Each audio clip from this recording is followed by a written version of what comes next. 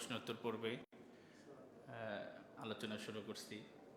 তো আজকে যে বিষয়টা নিয়ে আলোচনা করলাম খুতবাতে, সেটা হলো সময়ের মূল্য। এটা গুরুত্বপূর্ণ। সময়কে অপচয় না করা। ইসরাফ শুধু এমন না যে আমি ভাত মাছ নষ্ট করলাম, একটা খাবার নষ্ট করলাম।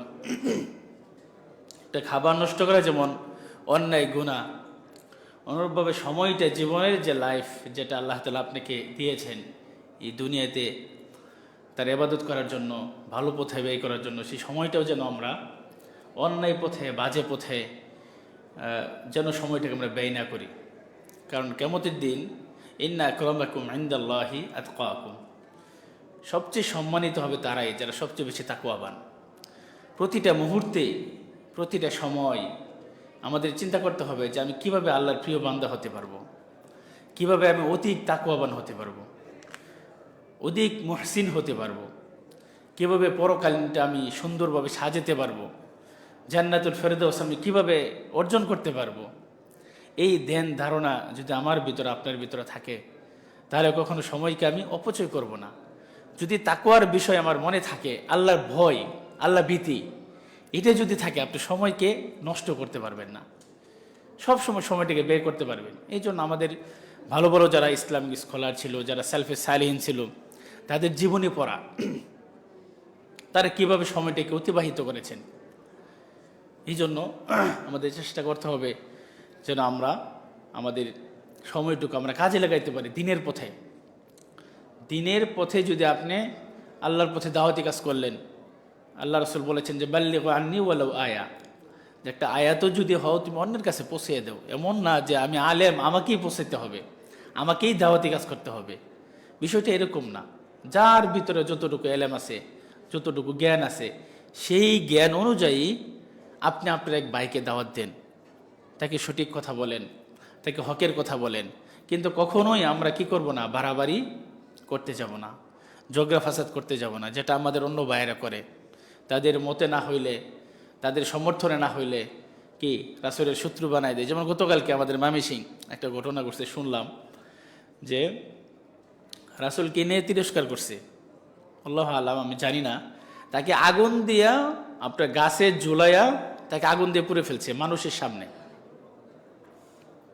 দেখেন, একজন অন্যায় করলো, ঠিক আছে, তো অন্যায় করার শাস্তি কি আমি আপনি করতে পারবো? এটা তো রাষ্ট্র করবে। আমি আপনি প্রতিবাদ করতে পারি, আমি আপনি বলতে পারি, কিন্তু তাকে জনসম্মুখে, সে মুসলিম হোক অমুসলিম হোক, আপনি জনসম্মুখে তাকে আপনি হত্যা করে ফেললেন, তাহলে কোথায় আছি আমরা? নিজের আইন মনে হচ্ছে নিজেই কি, নিজের মানে ইসলামিক আইন, রাষ্ট্রের আইন আমি নিজেই যেন বাস্তবায়ন করতেছি, আপনাকে নিজে বাস্তবায়ন করার কথা বলছে। সুতরাং এমন আমরা না করি যে অতি উৎসাহী হয়ে নিজের আমল, নিজের আখলাক, নিজের দুনিয়া, নিজের জান্নাত যেন আমরা না হারাই ফেলি। আমরা কখনো যখন আমরা প্রতিবাদ করতে যাই, যখন একজন ভাইয়ের বিরুদ্ধে লেগে যাই, আমরা চিন্তা করি যে আমার রাসূল কি, আমার রাসূলের আদর্শটা কি ছিল, কখনো আমরা চিন্তা করি না। ঠিকই আমরা রাসূলের দাবি করি, রাসূলের মোহাব্বত, রাসূলের আশেক, রাসূলের আমরা দাবি করি ঠিকই, কিন্তু রাসূলের নীতি কি ছিল সেই মুহূর্তে, সেই বিষয়ে তার আদর্শ কি ছিল, তার দেখে যাওয়া সাহাবা যারা ছিল তাদের আদর্শ কি ছিল, তাদের সাথে যাদের মতানৈক্য ছিল, যাদের ইখতিলাফ ছিল, যাদের মতের অমিল ছিল, তারা কি এরকম করছে? মসজিদ ভেঙে দিছে, বাড়িঘর জ্বালাই দিছে, আগুন লাগায় পোড়াই দিছে, তাকে সমাজচ্যুত করেছে, তাকে সমাজ থেকে বহিষ্কার করেছে, তাকে এক ঘরে করে দিয়েছে, এরকম করছে? এটা কি সাহাবা রাসূলের নীতি ছিল? সুতরাং এগুলো আমাদের বোঝা দরকার। আল্লাহ তাআলা সেই ভাইদেরকে, আমাদেরকেও সঠিক বুঝ, সঠিক জ্ঞান দান করুক, আল্লাহুম্মা আমিন। এক ভাই প্রশ্ন করেছেন যে নামাজরত ব্যক্তির কতটুকু সামনে দিয়ে যাওয়া যাবে। দ্বিতীয় বলেছেন, দুঃখ, কষ্ট, দুশ্চিন্তা, হতাশা থেকে মুক্তি পেতে আমাদের কি করণীয়।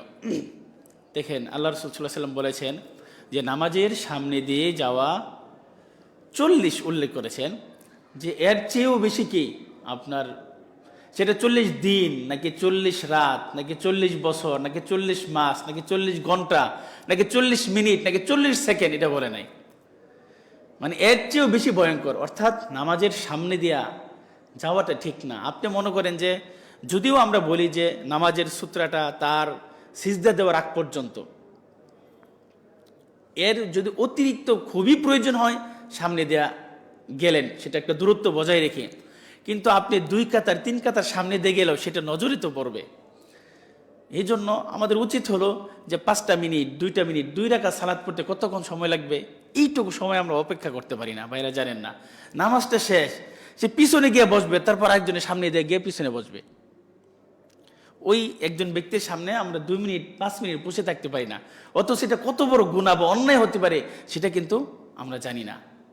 এই জন্য উচিত হলো যে আসলে সামনে দিয়ে না যাওয়া, তারপরেও মোটামুটি একটা ডিস্টেন্স দূরত্ব হলে আপনি যেতে পারেন। আর একটা বিষয় হলো যে নামাজ যদি সালাতে যখন আমরা দাঁড়াই, ইমামের যখন আমরা জামাতে দাঁড়াই, তখন প্রয়োজনে আপনি মুসল্লিদের সামনে দিয়ে যেতে পারবেন, ইমামের সামনে দিয়ে যাওয়া যাবে না। মনে করেন যে সালাতে দাঁড়াইলো, আপনার প্রথম কাতারে 2টা সিট ফাঁকা আছে, এখানে খালি পড়ে আছে, এখন একজন ব্যক্তি সে এক সাইড দিয়া মুসল্লিদের সামনে দিয়ে সে এটা পূরণ করতে পারবে, পড়তে পারবে। বা কারো সমস্যা হলো, সে অজু ভেঙে গেছে, সে যেতে পারবে, কিন্তু ইমামের সামনে দিয়ে যাওয়া যাবে না। আর যদি ফারদান একাকী নামাজ পড়ে, তাহলে তার সামনে দিয়ে যাওয়া ঠিক না।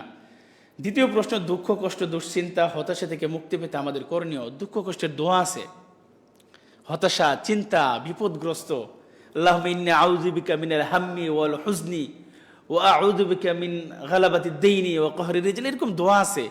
দুশ্চিন্তার দোয়া আপনারা শিখে নেবেন।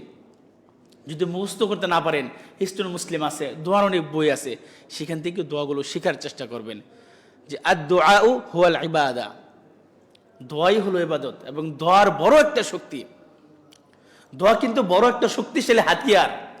দোয়ার মাধ্যমে মানুষের তার ভাগ্যের পরিবর্তন ঘটতে পারে, দোয়ার মাধ্যমে। সুতরাং আমরা দোয়াগুলো শিখে নেব, যে দোয়া পড়লে আপনার বিপদগ্রস্ত দুশ্চিন্তা দুঃখ কষ্ট দূর হয়। দোয়া আছে, দোয়াগুলো শিখে নেওয়ার চেষ্টা করবেন। আল্লাহ তাআলা তৌফিক দান করুক। তায়াম্মুমের সুন্নাহ পদ্ধতি সংক্ষেপে বলুন। শীতকালে পা না ধুয়ে কত ওয়াক্ত কয়দিন পর্যন্ত পায়ের মোজার উপর মাসাহ করা যাবে? তায়াম্মুমের সুন্নাহ পদ্ধতি হলো যে কোনো ব্যক্তি যদি অজু না পায়, অর্থাৎ পানি যদি কেউ না পায়, তাহলে সে তায়াম্মুম করতে পারবে। মাটির উপরে বা বালু জাতীয় কিছুর উপরে হাত দিয়া আপনি এইভাবে মেরে ফু দিয়ে জেরে তারপরে মুখ মাসাহ করবে, তারপরে হাত মাসাহ করবে। এটাই হলো সুন্নাহ পদ্ধতি।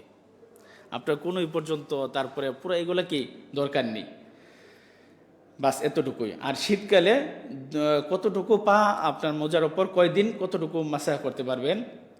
মুকিমের জন্য 1 দিন 1 রাত, আর মুসাফিরের জন্য 3 দিন 3 রাত। দেখেন, ইন্না দ্বীনা ইসরুন, আল্লাহ রাসূল সাল্লাল্লাহু আলাইহি ওয়াসাল্লাম বলেন যে দিন কতটা সহজ। দিন হলো সহজ।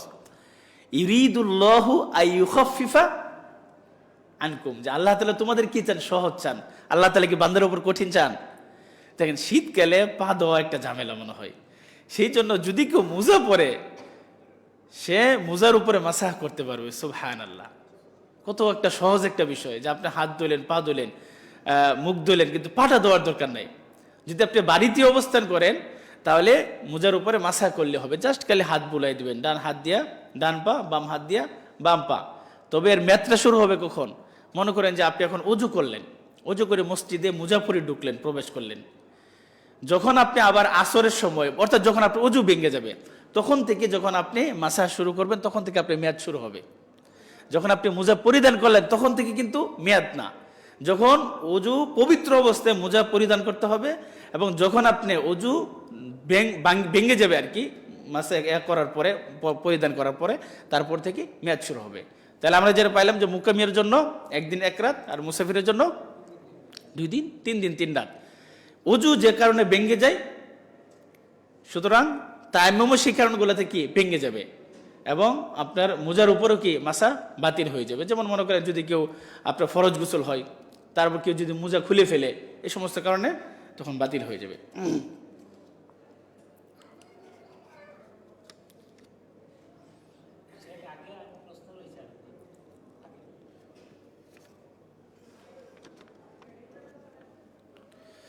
পানির বোতলে মুখ লাগিয়ে পানি পান করা যাবে কিনা?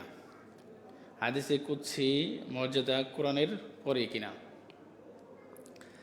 এখন দেখেন যে পানির বোতলে মুখ লাগিয়ে পান করা যাবে কিনা, এটা মনে করেন যে এটা আপনার ব্যক্তিগত বিষয়। এখন মনে করেন যে আমরা 4জন 5জন একসাথে আসি, যদি সম্মিলিত কেউ থাকে তাহলে একটা বোতল দিয়ে আমরা 5 জনে পানি খাচ্ছি। এমন হইতে পারে যে আরেকজনের মুখ লাগানোটা আরেকজনে কি করে না, পছন্দ করে না, ও করতে পারে। সেই পরিস্থিতিতে যদি বোতল ছাড়া অন্য কিছু পানি খাওয়ার গ্লাস বা কিছু না থাকে, তাহলে আপনি মুখ না লাগিয়ে খাইলেন। আর যদি আপনার পার্সোনাল বোতল হয়, তাহলে আপনি সেটা মুখ লাগিয়ে খাবেন না মুখ না লাগিয়ে খাবেন, সেটা আপনার ব্যক্তিগত বিষয়। আর এমনি একজনের মুখ লাগানো বিষয়টা আরেকজনে কি মুখ লাগায় খাইতে পারে, সমস্যা নাই। কিন্তু অনেকের অরুচি বাসে, অনেকে কি অরুচি হয় বা অনেকের হয়তো পছন্দ হয় না।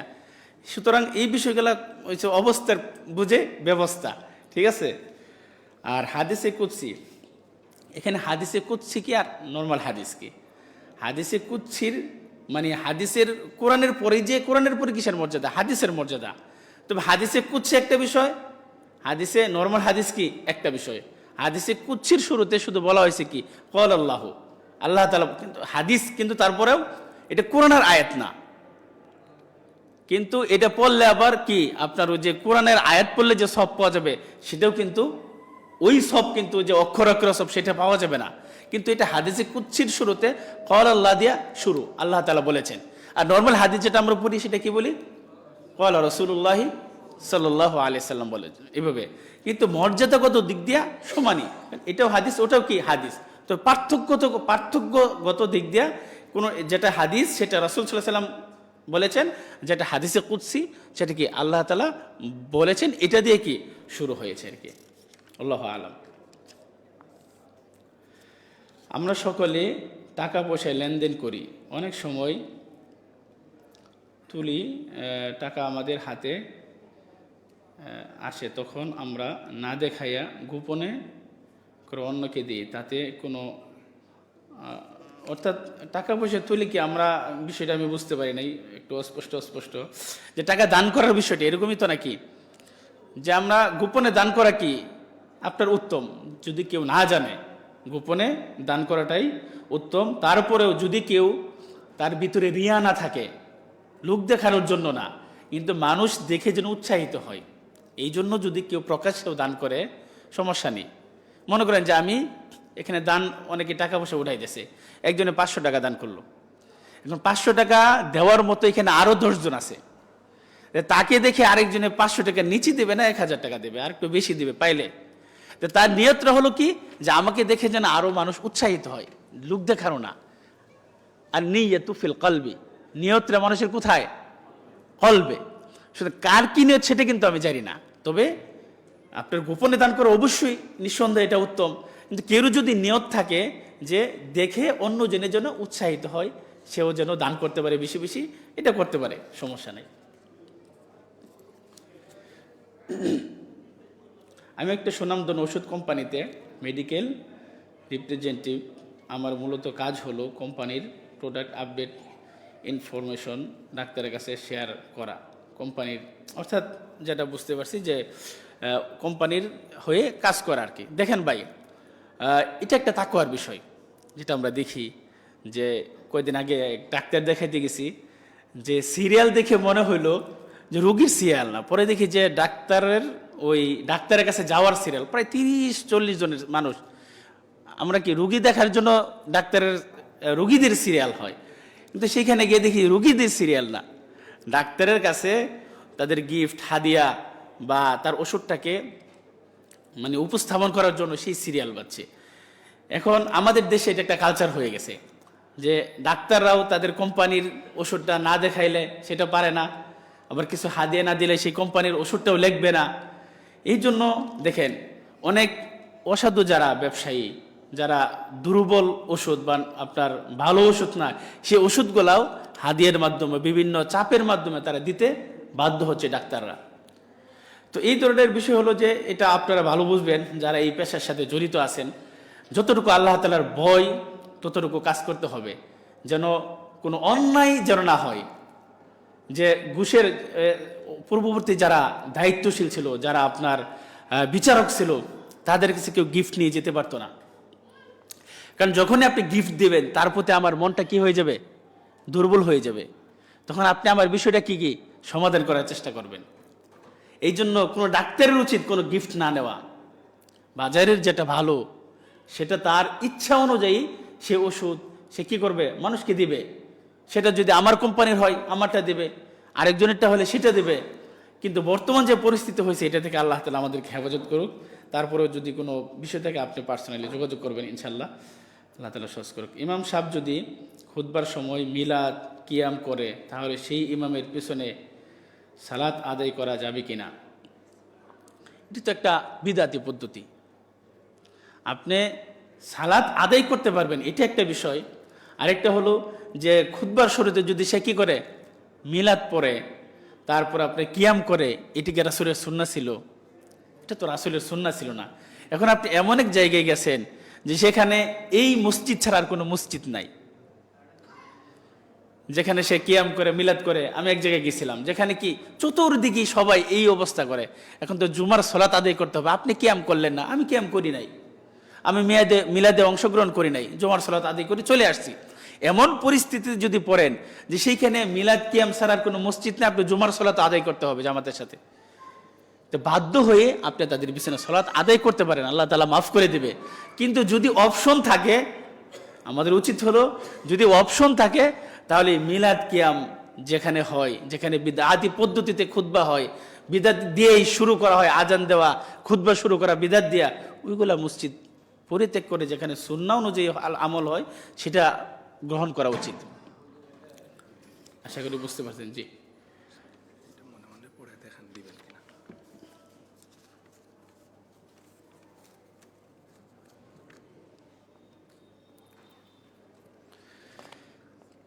আচ্ছা, আল্লাহ তাআলা যে পর্যন্ত আপনার কিছু প্রশ্ন আছে, আসলে এগুলা অনেকের সম্মুখে এগুলা আসলে বলাটাও ঠিক না। যদি কারো এমন কোনো বিষয় থাকে, সেটা যেহেতু আমরা আসি বা শায়েকরা থাকে, পার্সোনালি যোগাযোগ করার চেষ্টা করবেন। সেটা হয়তো ওই রিলেটেড হইতে পারে, আপনার ব্যক্তি রিলেটেড হইতে পারে, তখন আপনাকে সেটা সুন্দরভাবে বুঝিয়ে দেওয়া হবে।